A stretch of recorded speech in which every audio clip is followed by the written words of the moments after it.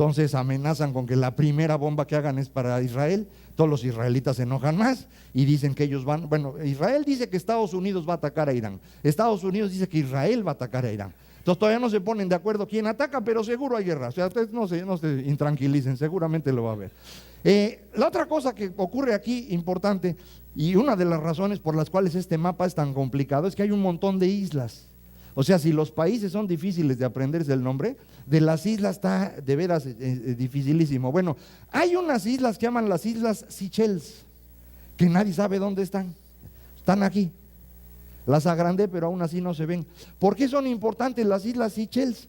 Porque a fines de octubre del año pasado acordaron con China para permitirle a China instalar una base naval en ese lugar. Y entonces China puede hacer este caminito rojo que no sé si alcanzan a ver, en donde serían sus barquitos para instalarse aquí y desde aquí controlar todo lo que están comprando en África, pero además controlar el petróleo de Medio Oriente. Entonces, en octubre las Seychelles le dicen, hombre, vente para acá. En noviembre reacciona Estados Unidos de manera brutal. ¿Qué hace Estados Unidos? Mueve todos sus barcos a esta zona. No hay barcos estadounidenses hoy en el Atlántico, todos los barcos se movieron para acá, todos los barcos, o sea, portaaviones, barreminas, destructores, todo lo movieron para acá. Convencieron a Japón de venderle uranio enriquecido a Japón, a la India, para que tenga más arsenal nuclear. Hicieron un acuerdo con Australia para instalar una nueva base naval aquí en Darwin, la ciudad más al norte de Australia. Reconocieron al gobierno de Myanmar, toda una estrategia para detener a China, porque esto es una circunstancia verdaderamente importante. China quiere moverse al mar. ¿Por qué se quiere mover al mar? Porque si quiere ser una potencia necesita moverse al mar. Para el otro lado no hay nada, vean. No, aquí están los Himalayas, luego el desierto y aquí pues no hay nadie. Entonces lo que necesita India es moverse hacia el mar. Y para moverse hacia el mar tiene que tener una armada y están construyendo una armada. Hasta hace muy poco tiempo el único país en el mundo que tenía portaaviones era Estados Unidos.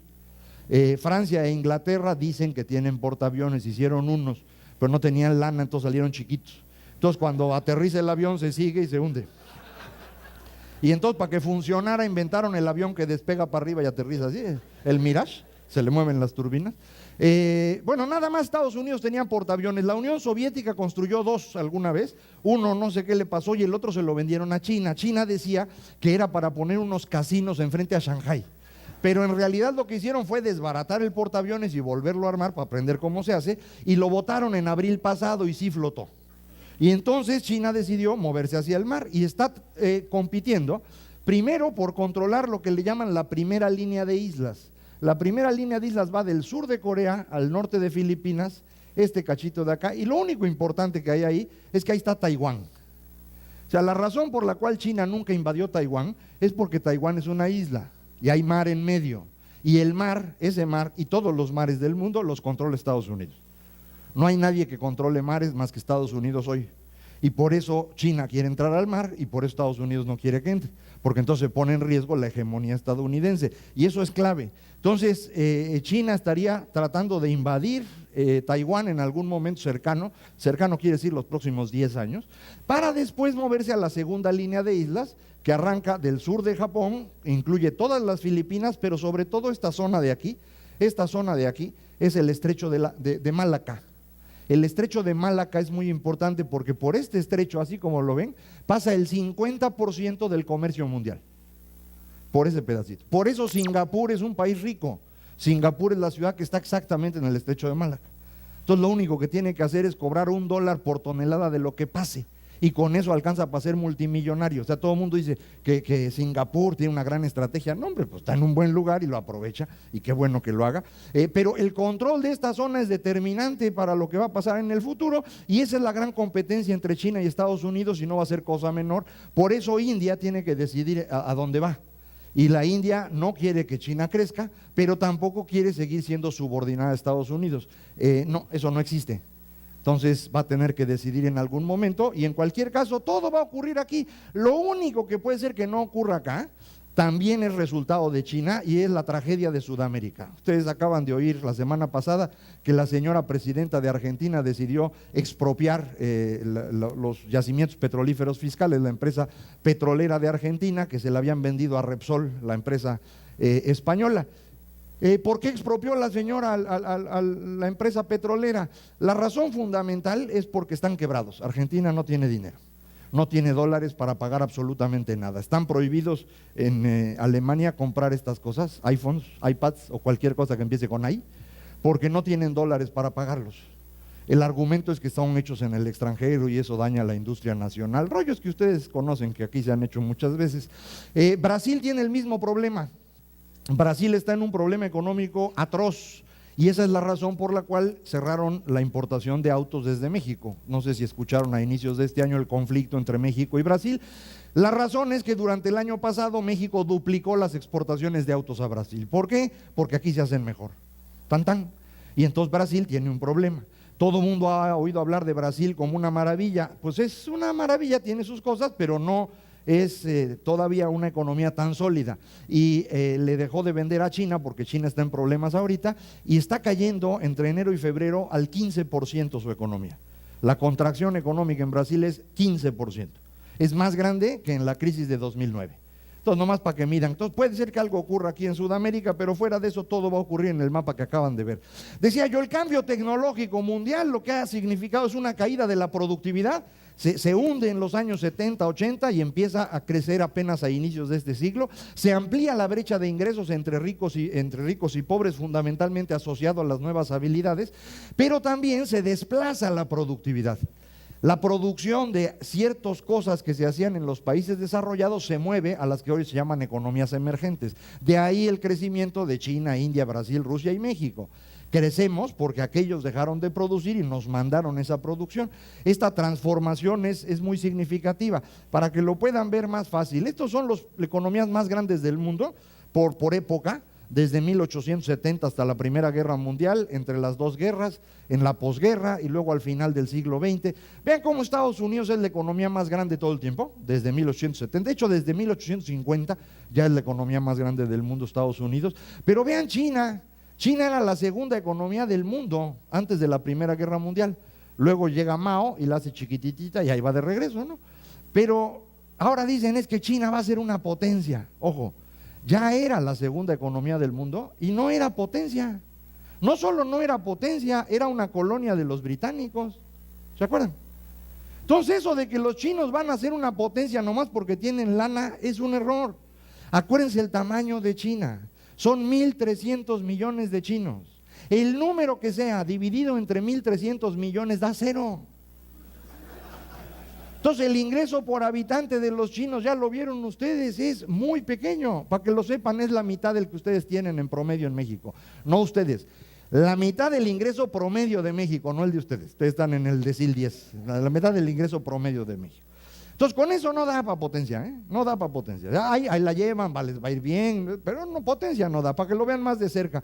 Estos son los últimos 20 años del siglo XX, estos son los primeros 20 años de este siglo en el que estamos y es lo que va a pasar hacia el 2050 según HSBC.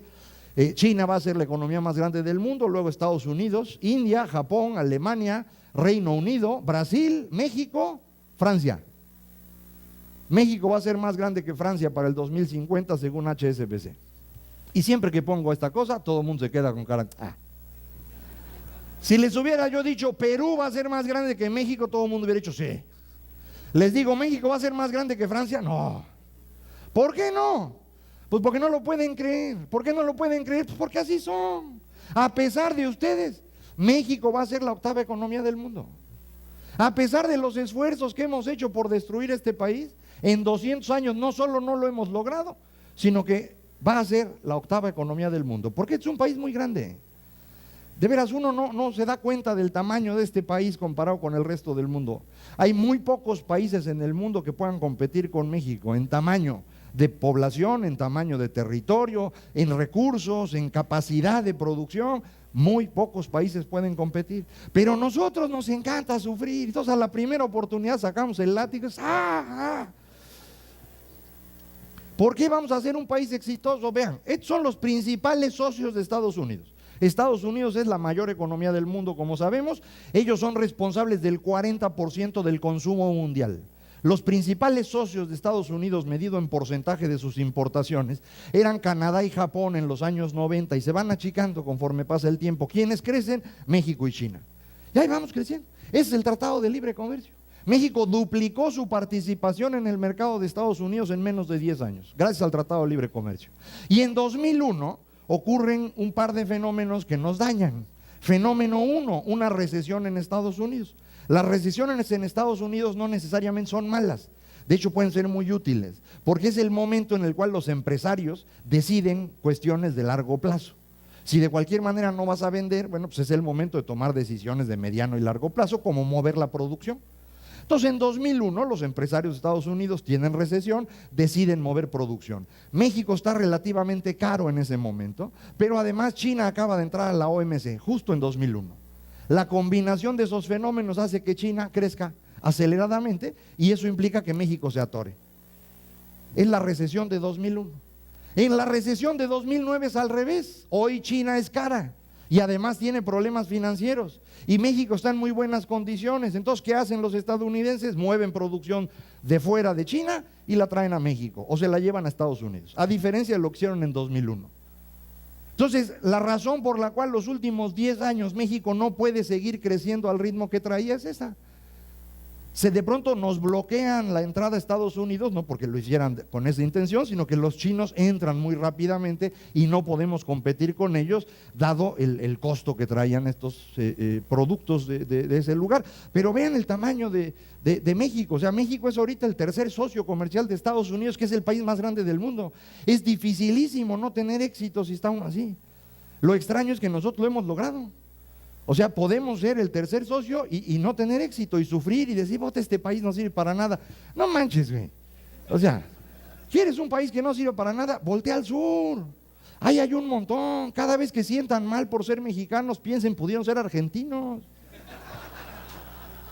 De veras. Vean la relación entre México y Estados Unidos. La raya azul es la industria estadounidense, la raya roja es la economía mexicana. Vean cómo nos movemos igualito.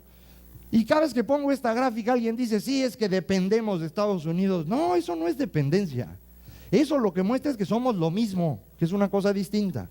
Es una única economía, la economía de Norteamérica. O sea, a pesar de que ellos nos odian y nosotros los odiamos, vamos juntos. O sea, para que lo imaginen más fácil, es un matrimonio. Sí, igualito. Aunque se odie uno, pues ahí va uno junto, no hay remedio, es la misma cosa. Pero si se quieren sentir todavía mejor, vean cómo cuando cae Estados Unidos, México cae menos que ellos. Ese cuento famoso de que cuando Estados Unidos estornuda, México le da pulmonía, no es cierto, es al revés. A ellos les da influenza, vean, ¡fum!, se hunde. Más que nosotros. Último dato de comparación, México contra los países BRIC. Este es el ingreso por habitante de estos países, medido en dólares comparables. México es la raya negra. Este es el único país de los BRIC que se parece a nosotros en ingreso y es Rusia. Está un poquito arriba de nosotros hoy porque ellos venden mucho petróleo y gas natural a Europa. De eso viven, es lo único que están haciendo los rusos, ya no pueden hacer más. Es un país que está ya condenado al fracaso, pero bueno, ahí estamos nosotros. Este es Brasil, un ingreso 30% más bajo que el de nosotros.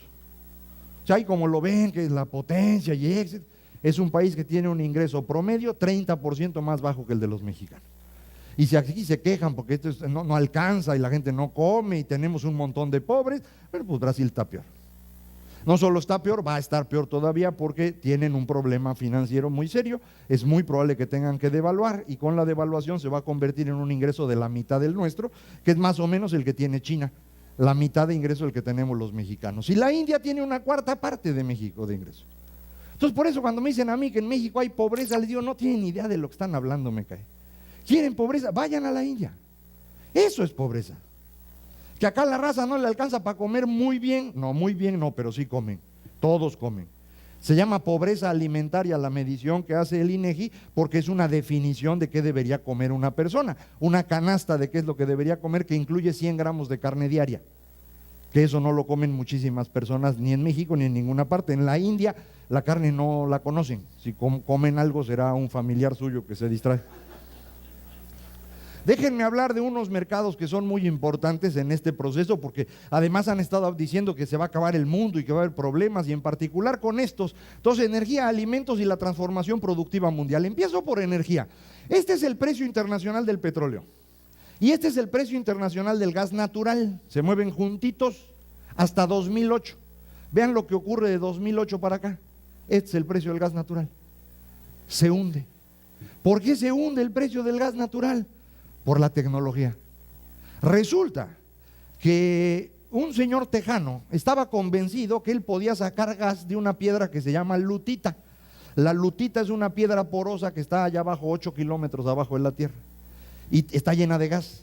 El asunto es cómo le haces para meterte 8 kilómetros, romper la piedra, sacar el gas y poderlo utilizar. Durante 40 años el señor estuvo experimentando con su idea, que era inyectar agua a presión. Imagínense la presión, 8 kilómetros allá abajo, agua a presión para con eso romper la piedra y sacar el gas. En 2006 lo logra. Se asocia con otra empresa tejana que se dedica a la perforación horizontal. Hoy se puede perforar no verticalmente como se hacen los pozos normales. Ustedes entran vertical a la tierra y luego al donde quieren le dan vuelta al tubo y empiezan a hacer perforaciones para donde se les dé la gana, para arriba, para abajo, rueditas, lo que ustedes quieran. Esa es la tecnología. La combinación de esas dos tecnologías nos permite producir gas de lutitas. Bueno, ahorita le permite a los tejanos. ¿Qué se logra con eso? Gas natural en abundancia para todo el mundo. Tenemos gas natural para los siguientes 3 siglos. O sea, este rollo de que se va a acabar la energía y no vamos a tener petróleo, olvídenlo. 3 siglos de gas natural disponibles.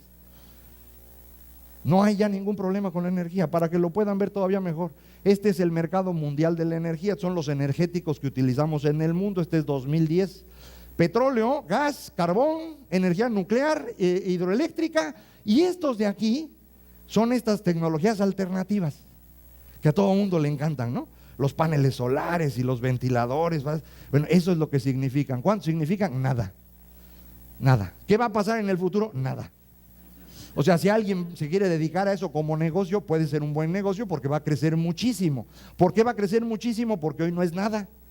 Entonces lo que crezca es muchísimo, todo lo que dividan entre cero da infinito. Entonces es un crecimiento muy acelerado, va a crecer mucho, vean, para el 2030 se espera que sea significativo, pero no hay manera de sustituir la energía que consume el ser humano con esto. Entonces lo que tenemos que usar son estos, son los que hay, combustibles fósiles. Problema de los combustibles fósiles, pues que estamos soltando mucho dióxido de carbono, se hace el famoso efecto invernadero, viene el cambio climático y se va a acabar el planeta. Bueno, no va a pasar eso. ¿Por qué no va a pasar? Porque en lugar de usar carbón, que contamina muchísimo, o petróleo, que contamina bastante, el gas natural prácticamente no genera dióxido de carbono. No quiero decir que no lo genere, sí, pero mucho menos que los otros. En consecuencia, si usamos gas natural, vamos a reducir significativamente las emisiones de dióxido de carbono y se pueden ir olvidando del problema del cambio climático. ¿Sí? Ustedes no por una grafiquita que van a ver al rato, pero me refiero en general, se pueden olvidar de eso. Esta es la transformación y es la tecnología. Es decir, la escasez de bienes en el mundo no es un problema de los bienes, es un problema de la tecnología. Acá, por ejemplo, y lo voy a platicar más al ratito, andan angustiados con el agua. La escasez de agua no es un problema del agua, es un problema de la tecnología. Si ustedes usan tecnología adecuada, el agua ya no es escasa. No sé si soy claro, ahorita voy a platicar más al respecto. Vean lo que está pasando en términos de energía. Este es Norteamérica. Este es el déficit energético de Norteamérica, toca fondo en 2005, ya se revirtió, Estados Unidos está reduciendo su déficit energético y para los próximos 20 años se convierte en un superávit. Estados Unidos, Canadá y México van a generar todo el gas y todo el petróleo que necesitan para su consumo de energía en los próximos 20 años. Vean lo que le ocurre a China, en China es al revés, China no tiene dónde sacarlo y se va para abajo y se hace un déficit cada vez mayor.